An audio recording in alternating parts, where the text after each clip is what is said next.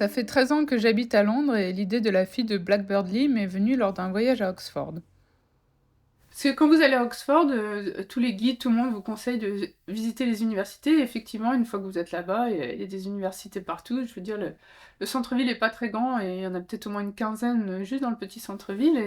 Et c'est très impressionnant. C'est des vieilles universités magnifiques. Les bâtiments sont magnifiques. Il y a des écritures en latin partout.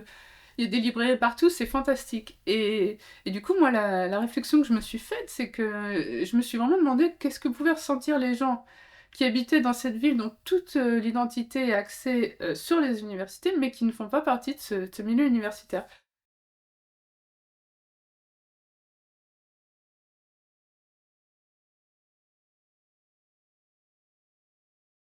Donc l'histoire raconte la rencontre de James, qui est un étudiant privilégié, qui est dans une très prestigieuse université, et de Cassiopée, qui elle, au contraire, est plutôt dans la galère, qui enchaîne les petits boulots. Et donc ces deux personnages me permettent de représenter les deux facettes de la ville, le milieu universitaire et les étudiants.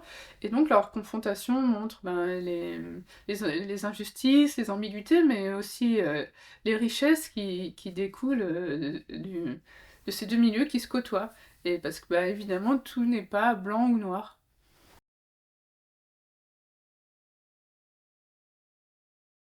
Moi, ça fait longtemps que je travaille dans les effets spéciaux pour le cinéma. Bon, j'aime beaucoup mon métier, hein, mais c'est vrai que de passer ces journées comme ça à peaufiner des plans, à les regarder frame par frame, à les connaître absolument par cœur, regarder les montages, mais des histoires d'autres personnes, de la vision d'autres personnes, ça donne vraiment envie. Bah moi, ça me donne, bon, je le faisais déjà avant, mais ça me donne encore plus envie de faire mes propres histoires, de raconter mes propres histoires. Et alors, ce que j'aime beaucoup dans la BD par rapport au cinéma, c'est que le cinéma, en particulier les films où il y a des effets spéciaux, c'est des grosses machineries, c'est des grosses équipes, chacun est à sa place, tout doit être très organisé, c'est très lent. Tandis que une BD, bah, une toute petite équipe, juste moi et mes éditeurs, on peut quasiment, disons que Blackbirdie, je pense que la longueur de l'histoire, c'est à peu près la longueur d'un long métrage. Donc on peut faire notre petit long métrage tout seul. Bon, évidemment, c'est beaucoup de travail, hein, c'est un gros investissement personnel, mais c'est vraiment, pour moi, d'être capable de raconter cette histoire comme ça, c'est fantastique. C'est vraiment un grand plaisir pour moi de faire ça.